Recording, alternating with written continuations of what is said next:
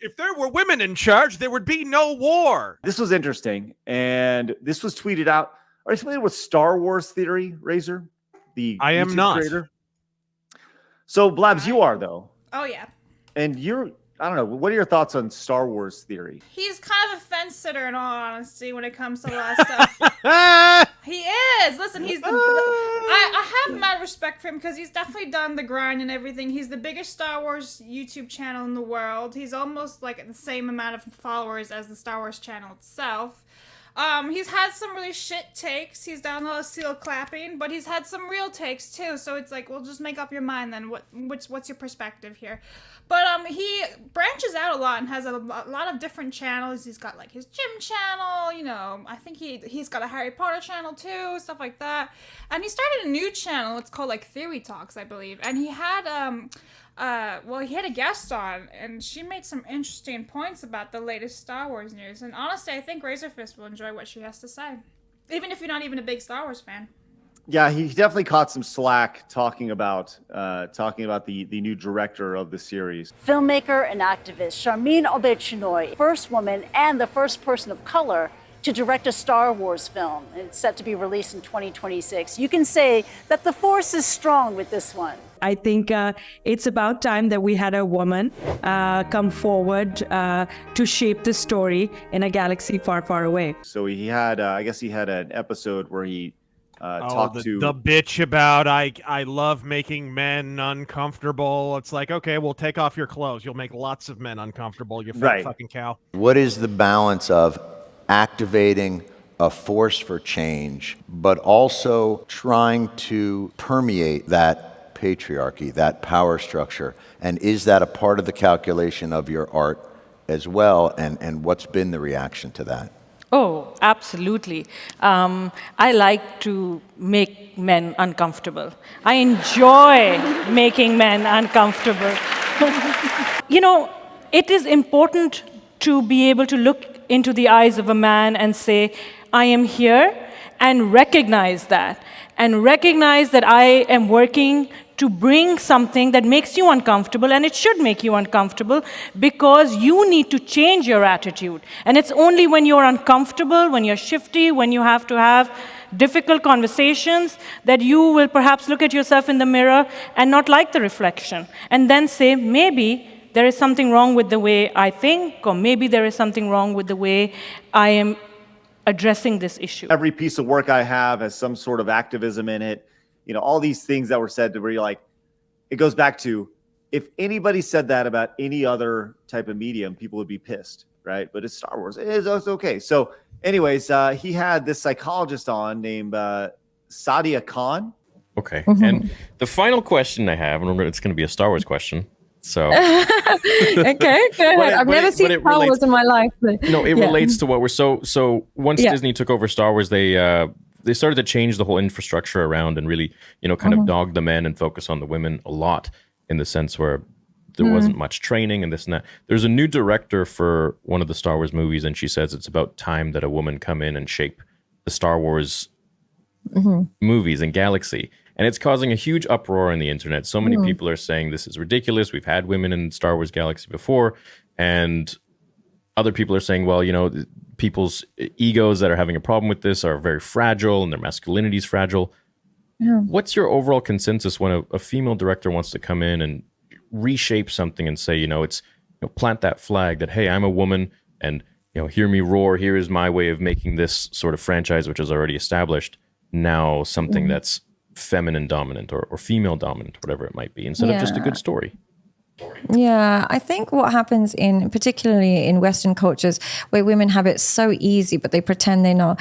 What happens with women who generally have it quite easy, they enjoy victimhood because that's the only way that they can feel part of other people's struggle. What makes human beings feel alive is when they're a bit struggling, when they're going through something, where they've gone through a bit of trauma, they've gone through something, it makes them feel alive. What's happened with women in the Western world particularly is because there is no real oppression, but they want to be a victim so bad because victims victimhood is just a way of kind of shortcutting sympathy. Everyone just, it's just shortcut entitlement. You get what you want without having to earn it because you just happen to be a victim. So what happens is they want to start finding places where they can be a victim and then transform it so that they can become a hero. So what they'll do is say, oh, we need more women in this particular sport. Nobody watches them. Nobody wants women in there, but they'll just say, stamp their authority so they can be a local hero. Then we need more women in Star Wars. No, we don't. Women don't even watch Star Wars. They don't even care about it. It's a man's little thing. Let them have it. But they want to be like, oh, there's such a deprivation. We got to be in it so they can be a mini hero. When you don't have anything outside of your gender as a way of being proud of yourself, you use your gender as a shortcut for entitlement and heroic stances. So I would just say, unfortunately, it is the norm in Western cultures to kind of over-identify with your gender and then over-identify with victimhood. It's a way of getting a shortcut to being a hero. And as a result, it's just there to design. And also what it does is keeps the power in the hands of the women. And whenever you redirect power entirely to women, just like if it was entirely to men, it creates an unhealthy society. If the power is totally in men's hands, it would be unhealthy. If it's totally in women's hands, it's also unhealthy. But what we're doing is, I remember like in an environment, I did a talk and it was a mainly Gen Z, a very young generation. I couldn't believe how feminine the men were. Everybody looked androgynous. I couldn't believe, and I just you would just take the normal 18-year-old boy would have been considered as a really feminine man years and years ago. They would have seen him as like super feminine, or they would have just assumed he's a homosexual. In this day and age, that's just how the men are come. So they've lost the masculinity. Yeah, and so what's happening is the culture is creating the very men women will not desire in the future. By doing this, you're going to create a bunch of men that you will no longer be sexually attracted to. And as a result, you'll be more miserable in the long run. Well, Sadio, thank you for your time. But yeah, no, that doesn't.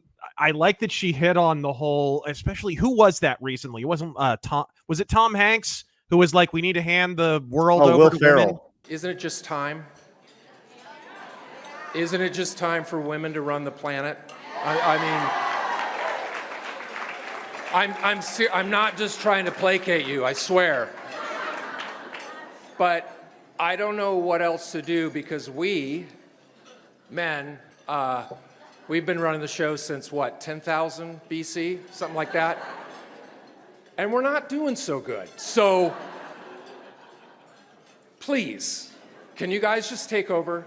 Will Ferrell, yeah. Will Ferrell, yes, it was. Absolutely. And it's like, if there were women in charge, there would be no war. It's like, yeah, there'd just be a bunch of jealous countries refusing to talk to one another. Like, what? Have you ever met a fucking woman?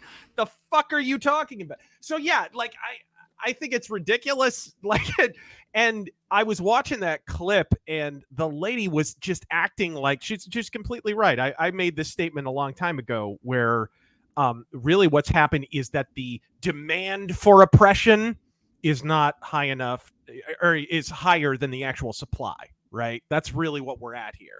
People want to be more oppressed than they actually are. And so they're inventing scenarios where they can imagine themselves oppressed. That's really ultimately what's happened. And so once they get into positions of power, they keep that fantasy going. And now but the problem now is they're forcing it on a mass audience, and the mass audience actually has to live in the real fucking world.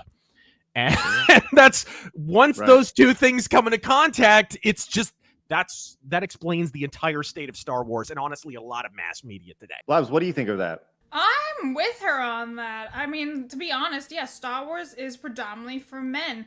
When Disney was acquired, acquiring Star Wars, they tried to cater it towards women because women were all about the princesses for Disney, and then you had the Star Wars and the superheroes for the boys when they were like, let's put it all together, and it doesn't work that way. Men and women are different, and they like different things. Yeah, sure, some women like Star Wars and some men like princesses, whatever. You're gonna get that crossover, but it is not enough to change the entire demographic and the entire audience. It just doesn't work.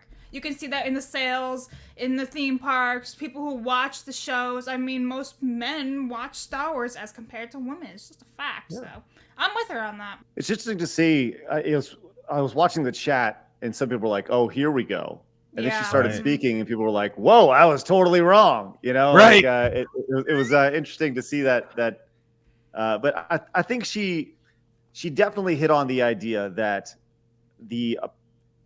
there's, as you said, Razor, whether it's sexism, whether it's racism, right? Yeah. The desire for this to exist far outweighs the actual demand in all of it. And it goes back to, we are so fucking bored in America, right? Like that we occupy ourselves with all this bullshit nonsense that never existed in any other part of the world.